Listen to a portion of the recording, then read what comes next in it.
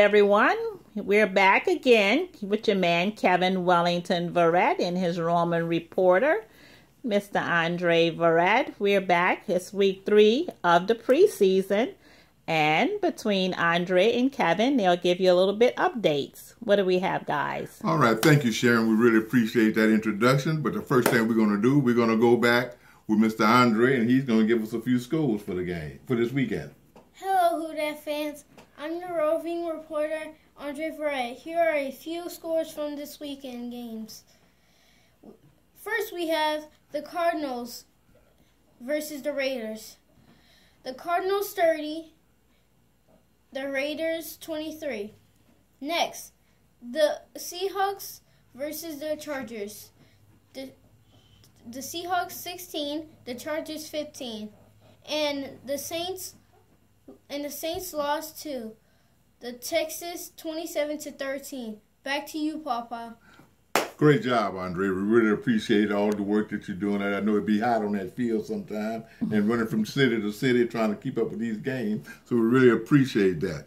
But before we get started into our football talk right now, I'd like to take a little time out to offer up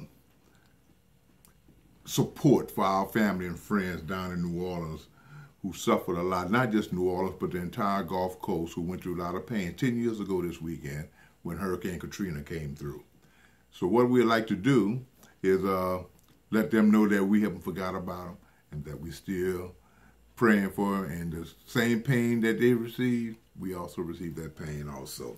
Okay, but this weekend, we're going to go on and start working on some of our football activity. And as Andre mentioned, this was week 3 of the preseason. This week is normally a week where teams are dress rehearsal and they'll be putting their best team on the field, or their starters on the field for at least halftime. But there's something funny going on about this year because take our Saints, for instance.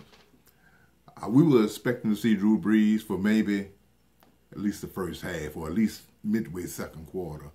Got in, had one series. Most of the starters didn't play. Kind of concerned about Keenan Lewis. Keenan Lewis, DeAndre Johnson kind of made him look bad out there this weekend. But maybe that's because he hadn't been on the field. Maybe it's quite a few combination of things, but we weren't happy with that. But there's a lot of things for us to be positive about. Our offensive line was really looking good on that series. Running game, and Sean Payton seems to be more concerned now about putting people in position than trying to win the football game. Again, but we're not going to get down because of the fact, again, it's preseason. We need to make sure we got our best thing on the field when we face Arizona in a couple of weeks. You know, Jason and the Seahawks, they did a pretty good job this year. Jason got a chance to get a little bit more action than he's been given, and again, he looks good. I mean, he did what he do. The Raiders had opportunity to come back and then fell apart a little bit in the third quarter. But again, all of these are people that's trying to make the team when you see them late in the game, as we have. But Andre, what are you looking forward to as far as this season is concerned? Is there anything particular you looking forward to seeing this year? I'm looking forward to seeing that the Saints will win like at least 3 games on this preseason, or like more than 3. I like to see them win, and Chargers win the same amount as the Saints will win this week. Well, we hope that we can't get 3 games because the preseason got 1 more game, and that's the end before the regular season. And I hope we win a whole lot more than 3 games for the regular season. That's what I said. You know, but we're gonna continue to work hard. We're going to continue to try to give you the best information we can. I have a couple of players that showed out this week. And we had Willie Snead, wide receiver, had 4 catches for 56 yards. Zach Hocker, one of the field goal kickers in that competition, kicked a 53-yard field goal. And the last thing I want to express on is the Jimmy Graham situation. Everybody's hawking on, well, we can't score in the end zone without Jimmy Graham. We can't do this without Jimmy Graham. Jimmy Graham was just a piece of the puzzle. Matter of fact, we won a Super Bowl without Jimmy Graham. So let's let sleeping dogs lie. Let's go ahead on, continue to support our team, and let's go with the people that we have. So if there's anything else, Andre, you want to add? Or you good? hope that Jason Verrett, my cousin, will play a lot more than he has played this week and last week and the other weeks. Well, I hope he does. Well, he will be playing when the season starts. Next week's a chance he probably won't play at all because they usually don't play the starters that game. But we'll see what happens. And we'll be checking back with. Matter of fact, you probably be checking the game out because you'll be doing a roving report.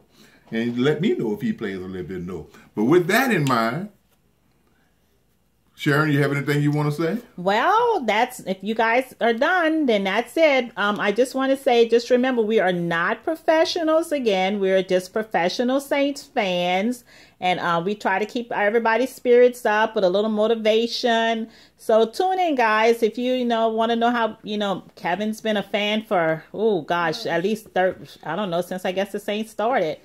But he'll keep you motivated, and he kind of have a lot of little different insights. So follow us, guys. You can always tune into YouTube, tell your friends, and whoever else, and we have an opinion. There is one last thing I need to finish with. Last week's question about the blocked field goal against the Atlanta Falcons when we opened up the dome.